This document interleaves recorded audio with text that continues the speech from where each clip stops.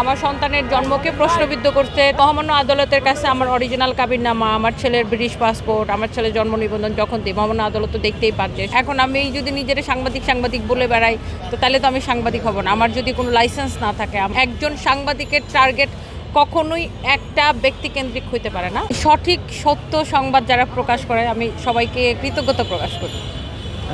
Sunshine আটা ময়দা সুজি, ভালোবাসায় তৈরি। যেটা বিষয়টা জানতে চাচ্ছিলাম যে আপনার বিরুদ্ধে আবার আমাদেরই হচ্ছে গিয়ে কথিত একজন সাংবাদিক বিভিন্নভাবে হ্যারাসমেন্ট করার চেষ্টা করেছে, আপনার কাছ থেকে টাকা নিয়ে চাঁদাবাজির চেষ্টা করেছে, এই বিষয়গুলো নিয়ে মামলা করেছেন। তারা তো কারাগারে আছে। আজকে কি জন্য এসছেন আদালতে এবং ওই মামলাটার এখন কি অবস্থা? তারা সিআর মিস করেছিল, তো আমরা যখন কোর্টে মামলাটা উঠে তখন আবার তারা টাইম পিটিশন দিয়েছে। তো মহামান্য আদালত এটা নেক্সট ডেটের জন্য রেখেছে। আর এই তো আপনি বললেন কথিত সাংবাদিক, আসলে সে সাংবাদিক না। এখন আমি যদি নিজের সাংবাদিক বলে বেড়াই, তো তাহলে তো আমি সাংবাদিক হব না। আমার যদি কোনো লাইসেন্স না থাকে, আমার যদি কোনো সাংবাদিকতায় আমার যদি কোনো এডুকেশন না থাকে, তাহলে তো আর একজন সাংবাদিক হতে পারে না। আর একজন সাংবাদিকের টার্গেট কখনোই একটা ব্যক্তিকেন্দ্রিক হইতে পারে না। আপনারা তার পেজে ঢুকলে দেখবেন সারাক্ষণ আমাকে নিয়ে পোস্ট, আমার ব্যক্তিগত।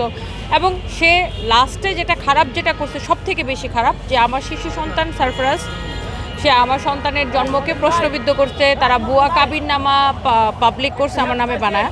তো আমি মহামান্য আদালতের কাছে আমার অরিজিনাল কাবিননামা, আমার ছেলের ব্রিটিশ পাসপোর্ট, আমার ছেলের জন্ম নিবন্ধন যখন দিই, মহামান্য আদালত তো দেখতেই পাচ্ছে সে কী পরিমাণ মানে সামাজিকভাবে সে আমাকে অপদস্থ করেছে, বা আমার ছেলে যে স্বাভাবিক বেড়ে ওঠা সেটাকে সে বাধাগ্রস্ত করেছে।